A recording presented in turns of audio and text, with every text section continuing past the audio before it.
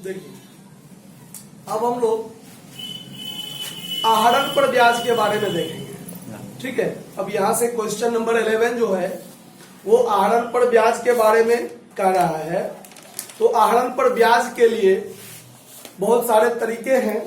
ठीक है, तो इसमें सबसे पहले जो हम लोग को 11 नंबर क्वेश्चन में दिया हुआ है उस पर बारे में हम लोग देखते हैं। ये प्रोडक्ट मेथड से बनेगा। किस मेथड से बनेगा? प्रोडक्ट मेथड से। इसका एक सिंपल मेथड भी है, लेकिन सिंपल मेथड में क्या होता है कि देखिए, जैसे साल में मान लीजिए 5 बार 7 बार 8 बार अलग अलग तरीके से आहरण किया गया है। ठीक है, अब 5-7 बार आहरण किया गया है तो वर्ष का क्लोजिंग डेट तो एक ही होगा।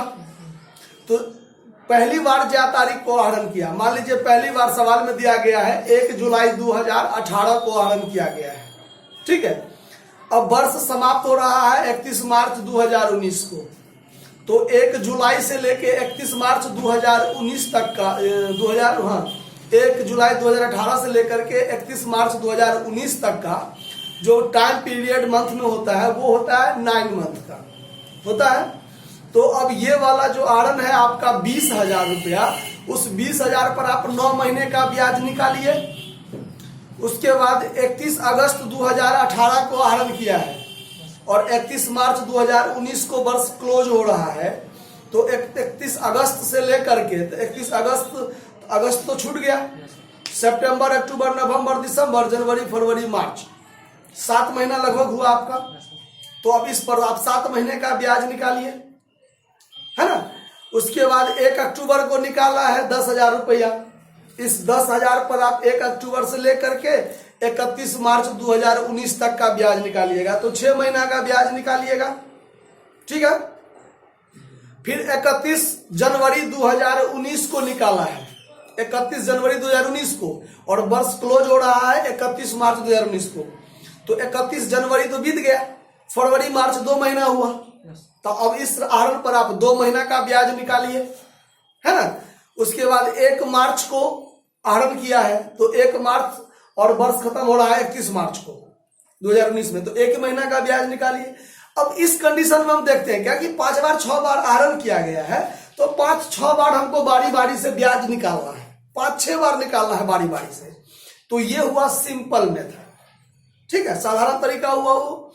और अगर हमको एक बार में ही निकाल लेना है, एक बार में ही आहरण पर ब्याज निकाल लेना है, तो इसके लिए हम लोग प्रोडक्ट मेथड का अपनाते हैं, जिसको गुणनफल विधि हम लोग कहते हैं। तो ये प्रोडक्ट मेथड, रोक दीजिएगा, वीडियो कट गया जो है शुरू हुआ। अब प्रोडक्ट मेथड से जो सवाल को हम लोग सॉल्व करेंगे तो उसके लिए कैसे करेंगे वो ध्यान दीजिए। Calculation of interest on drawings. ठीक है, इसके लिए हम लोग एक फॉर्मेट का प्रयोग करेंगे। ठीक है,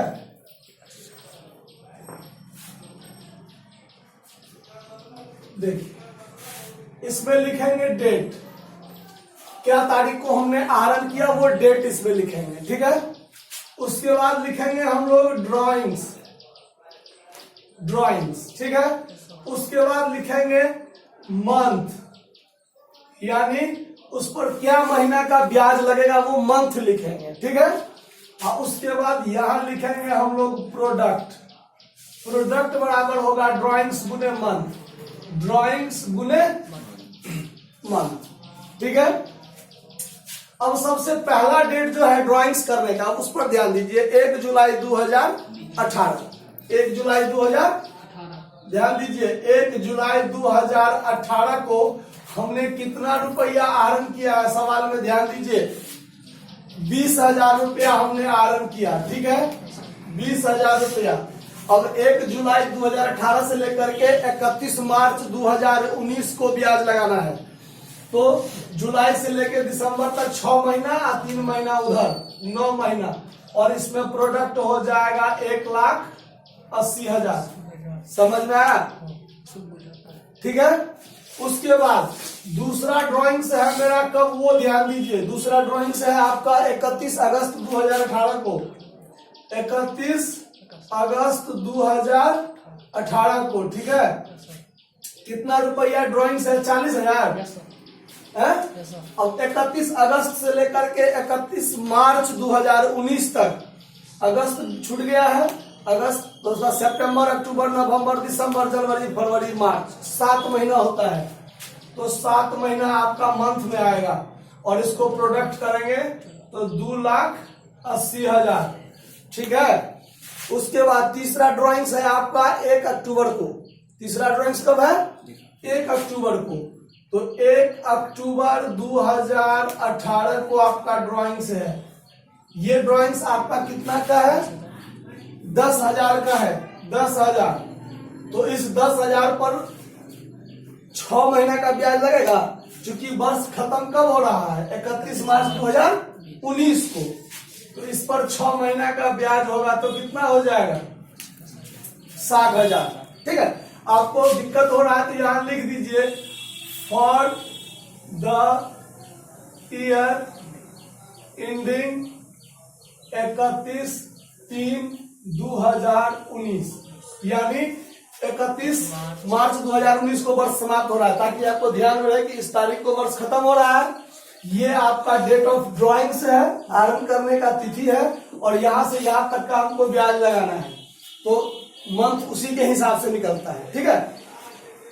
अब 1 अक्टूबर को 10,000 निकाला, 6 महीना का ब्याज बनता है, तो प्रोडक्ट कितना हो गया? 60,000। दोनों का गुना करके इसमें क्या होगा कि हम लोग जैसे बारी बारी से 5-6 बार आरंभ पर ब्याज नहीं निकालेंगे, टोटल जो प्रोडक्ट होगा ना, उस प्रोडक्ट पर 1 महीना का ब्याज निकाल देंगे, बात बराबर हो जाएगा। ठीक है। उसके बाद अगला ड्राइंग्स है आपका 31 जनवरी 2019। 31 जनवरी 2019। ये कितना का हरण है? 5,000 का। 5,000। अब देखिए जनवरी तो बीत चुका है, फरवरी और मार्च 2 महीने का ब्याज होगा इस पर। तो प्रोडक्ट कितना हुआ? 10,000। अगला ड्राइंग्स कब है आपका? 1 मार्च को, है ना? 1 मार्च 2019 को। कितना ड्राइंग्स है? 5,000। इस पर 1 महीना का ब्याज लगेगा, तो टोटल प्रोडक्ट कितना? 5,000। और लास्ट ड्राइंग्स आपका कब है? 31 मार्च 2019। 31 मार्च 2019 को। कितना? 10,000। 10,000। इस पर क्या महीना का ब्याज लगेगा? 0 महीना का। कितने महीने का? 0 महीने का। 0 महीने का। तो इसका ब्याज कितना हो जाएगा? 0। ठीक है। अब चलिए, अब यहां पर आपको जो निकालना है वो टोटल प्रोडक्ट निकालना है। क्या निकालना है? ये टोटल को आप जोड़ लीजिए, जोड़कर जो आएगा वो टोटल प्रोडक्ट होगा। ठीक है। तो इसको टोटल अगर हम जोड़ लें तो 2 लाख, 3 लाख होगा, 4,60,000 हुआ, 5,20,000, 5,30,000, 5,35,000, 5,35,000। ठीक से एक बार देख लीजिए फिर से। 2 लाख, 1 लाख, 3 लाख, 4,60,000, 5,20,000, 5,30,000, 5,35,000 लगभग ठीक है जो। ठीक है। अब देखिए यहां जो निकलेगा आपका interest on drawings, interest on drawings, ये टोटल प्रोडक्ट, ये सूत्र ध्यान रखिएगा, टोटल प्रोडक्ट गुने रेट बाय 100 इंटू 1/12, 1/12। यानी ये टोटल प्रोडक्ट पर हम लोग मात्र 1 महीना का यदि ब्याज निकाल दें तो फिर 5-6 बार निकालने की कोई जरूरत नहीं है, क्योंकि देखिए हमने ये महीना से बार बार गुना कर लिया है ना। तो यानी ज्यादा महीना का निकालेंगे उतने महीना को हम यहाँ रखते हैं कि नहीं रखते हैं। तो जब हम महीना से पहले ही गुना कर लिए हैं तो ये प्रोडक्ट हमारा टोटल हो गया। 1 महीना का मात्र ब्याज निकाल देंगे, बात क्लियर। तो ये 5,35,000 गुने रेट कितना है इसमें ड्राइंग्स पर ब्याज लगाने का? 12%। तो 12% हटाएंगे, बट्टा 100 कर देंगे, और 1 बट्टा यहाँ क्या कर देंगे? 12। ठीक है। अब ध्यान दीजिए, ये 12 से 12 कट गया, ये 00 से 00 कट गया, तो आरंभ पर ब्याज कितना हो गया? 5,300 50, यही आपका क्या हो गया, Yes, sir. ब्याज हो गया। समझ में आया बात? Yes, sir. कोई दिक्कत?